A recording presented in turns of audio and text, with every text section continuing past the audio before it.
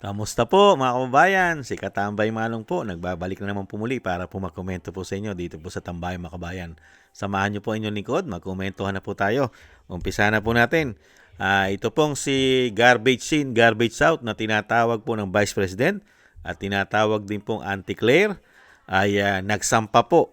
Nagsampa po ng reklamo mga kababayan sa NBI dahil daw po sa kanya pong natatanggap na death threat mga kabayan ay nagreklamo po siya at nagsampa po ng reklamo sa NBI si Auntie Claire.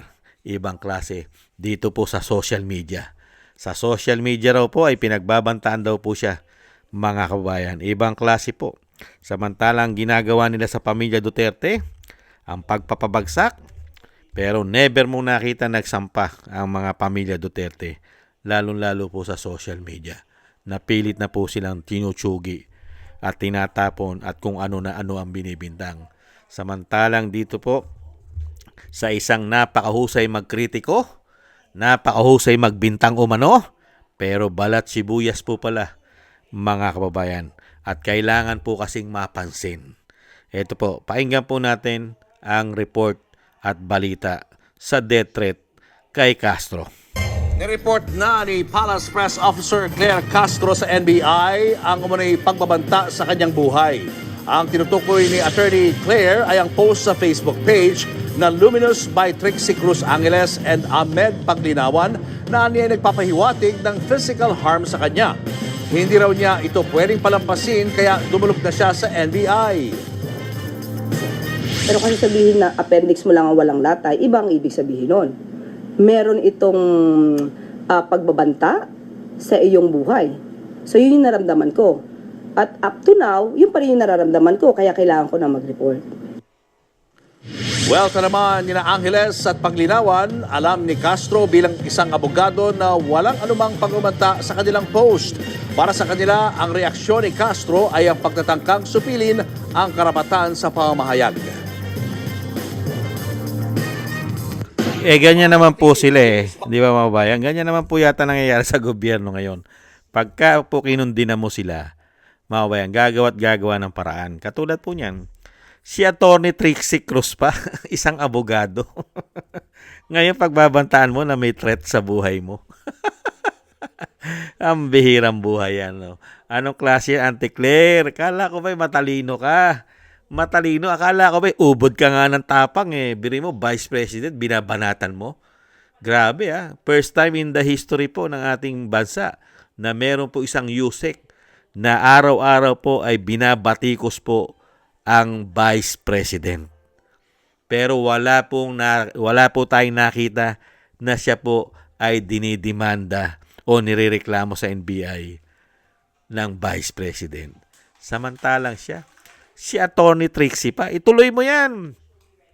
Abogado, si Atty. Trixie Cruz Angeles. At dati po siyang secretary rin po dyan sa PCO. Hindi po ba? Nagbitiw lang po yan kasi hindi niya nagugustuhan at lalong-lalo hindi niya nagugustuhan na nakikita niya sa mga ginagawa ng binagoong ang Pilipinas at ng itong Commander-in-Chief ngayon ni USEC na tinatawag na si Auntie Claire at tinatawag din garbage in, garbage out ng Vice President. Ibang klase. Bihira. Pagka mga latay-latay lang pala, paano yan? Pagka mayroong mga vlogger sinabing, dila mo lang walang latay, death threat na yon. Paano yung sinasabi ni Cara David? Na gusto niya na nga maubos yung mga magnanakaw riyan. Ibig sabihin, death threat din yon. Yung mga magkaubos na, yung mga magnanakaw riyan. Sa tingin naman ng taong bayan, napakalaki ng pakinabang mo riyan. Hindi kaya? Dahil nung hindi ka pa Yusek, isa ka rin kritiko at talagang galit na galit ka, umano, sa Marcos. Hindi po ba napakarami mong batikos at banat sa mga Marcos? Pero nung naging Yusek ka, ang sabi ng taong bayan umano, ay sanay na sanay ka kumain ng suka mo. Hinihimod mo pa ang suka mo. Umano. Ayon po yan sa taong bayan dahil alam po nila na ikaw ay isa ring kritiko dati. Di ba? Dahil nga po sa pakinabang umano at sa pera, hindi po ba, yung suka, dinilaan pa umano. Ngayon, binabatikos ka ngayon sa social media dahil una-una, napakarami mo yata na binabalita na karamihan halos ay mga fake news yata, lalong-lalo ang batikos at pagbibintang mo sa mga Duterte at sa Vice President. Ngayon, pag ikaw ang binabatikos, death threat na agad sa'yo. Unbelievable. Baka tamaan ka ng kulog umano. Di lalong-lalo na pag sinabi ni Kamanong, kung nagpaparusa lang ang kulog at kidlat, ay baka tamaan ka rin umano. Death threat na yon. Kung tatamaan ka ng kulog at kidlat, ay death threat na rin yon. Ha? Jose Castro? Pagka sinabi ni Kamanong na ang mga magnanakaw at ang naghihimod ng suka ay tamaan ng kulog at kidlat, umano.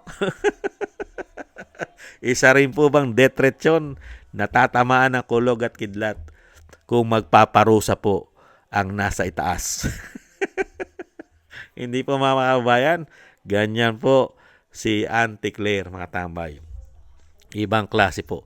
Para lang po sumikat na sumikat dahil may plano rin po yata itong tumakbo sa susunod na eleksyon. Kaya kailangan po pag-usapan ng pag-usapan ang tinatawag na garbage in, garbage out ng Vice President at sinasabing pinsang buo pa ni Castro na makakaliwang grupo umano. At supporters din daw ito ayon kay Ka Eric ng makakaliwang grupo. Totoo kaya yun? Yung sinasabi ni Ka Eric? Mga kababayan.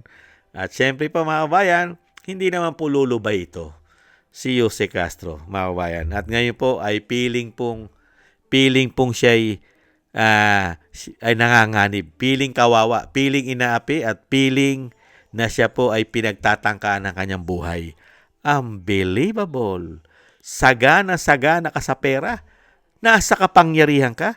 Napakarami mong bodyguard ngayon. Unbelievable. Nasa iyo ngayon ang puwersa. Pambihira. Nasa iyo ang administrasyon. Ngayon pa manganganib ang buhay mo. Pambihira. Kinikitil mo lang kasi. Kasi gusto, yan naman yata talaga ang plano ninyo ayon kay Attorney Cruz.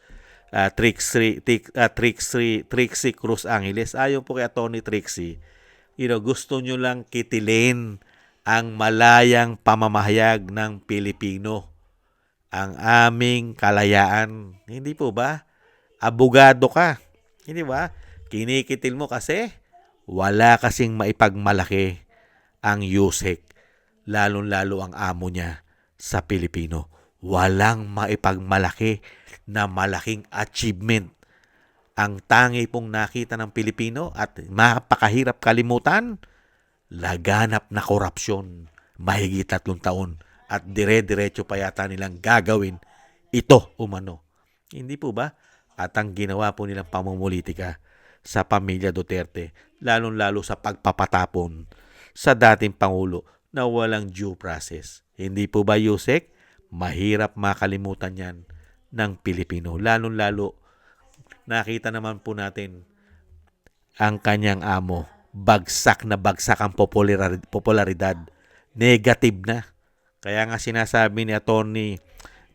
Guanzon, Atty. Rowena Guanzon, positive lang daw po si Bongit na tinatawag na bangag ni Senadora Amy Marcos pagka nagpa-hair follicle test. Baka daw po makakuha ng positive. Pero sa survey, negative. Bagsak. Siya po ang kauna-unahang presidente ng bansang Pilipinas na nakakuha po ng negative. Wala na po sa zero. Mas matindi po. Negative na po. Yung 3 survey company, puro po negative ang nakuha niya. Kaya po ano ang asahan mo, Auntie Claire, sa taong bayan? Wala na. Taong bayan na. Pati survey na inaasahan nyo. Yung survey ninyo pa mismo nagsasabi na negative na ang amo mo. Hindi ba? Yan po mga kabayan, ang komento po natin sa Balat Sibuyas. at kinikitil pa yata ang ating malayang pamamahayag at ang ating freedom of expression at freedom of speech, ay mukha po yata ang kikitilin pa sa walang kakwenta-kwenta na issue na death threat sa social media daw. At si Attorney Trixie Cruz pa ang pinagbibintangan.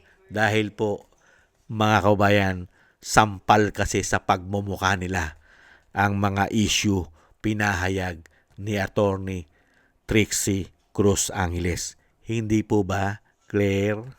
Maraming salamat po mga kabayan sa mga nagusto po natin Tambayang Mga Kabayan sa YouTube at TikTok.